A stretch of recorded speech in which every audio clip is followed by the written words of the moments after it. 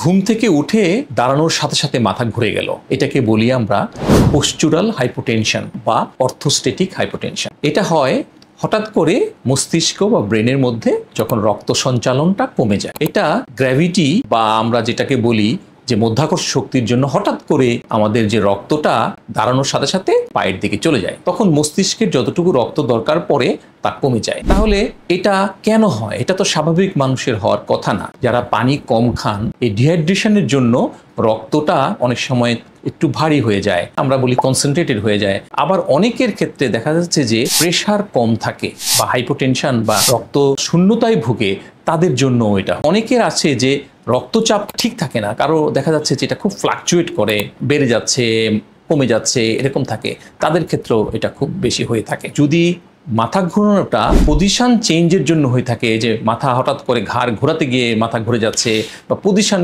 চেঞ্জের জন্য, শুধুমাত্র দাঁড়ানোর সাথে সাথে না, সেক্ষেত্রে দেখা যায় আমরা এটা অন্তঃকরণের সমস্যার জন্য সাধারণত আমরা বলে থাকি। আবার যারা ডায়াবেটিস রোগে ভুগেন এবং যারা ডায়াবেটিসের জন্য নিউরোপ্যাথি হয়ে থাকে, তাদের ক্ষেত্রেও কিন্তু এই মাথা ঘোরানোটা অনেক বেশি হয়ে থাকে। সেই সাথে আমরা যেটা বললাম, যারা পানি শূন্যতায় ভোগেন, অনেক বেশি ঘাম হয় এবং যাদের রক্ত শূন্যতা থাকে বা এনিমিয়া থাকে, তাদের ক্ষেত্রে কিন্তু এই মাথা ঘোরানোটা হয়ে থাকে। তবে বেশিরভাগ ক্ষেত্রেই দুটো কারণেই মাথা বেশি ঘোরায়, সেটা হচ্ছে পোস্চুরাল হাইপোটেনশন আর আরেকটাকে আমরা বলি বেনাইন পজিশনাল ভার্টাইগো। রাতে ঘুমানোর আগে অনেকে আছে যে পানি বেশি খেলে আবার ঘন ঘন প্রস্রাবের একটা সমস্যা থাকে বেশি বয়স্ক মানুষজনের। সেটা যদি খুব বেশি না হয়ে থাকে, তাহলে অবশ্যই আমাদের পানি যদি রাতের বেলায় আমরা বেশি খেতে না পারি, সকালে ঘুম থেকে উঠে তাড়াতাড়ি এক গ্লাস পানি খেয়ে নিলে এটা খুব ভালো কাজ করে। আর সারাদিন যাদের খুব বেশি ঘাম হয়, তাদের কিন্তু পর্যাপ্ত পরিমাণে পানি খেতে হবে, খনিজ লবণ, স্যালাইন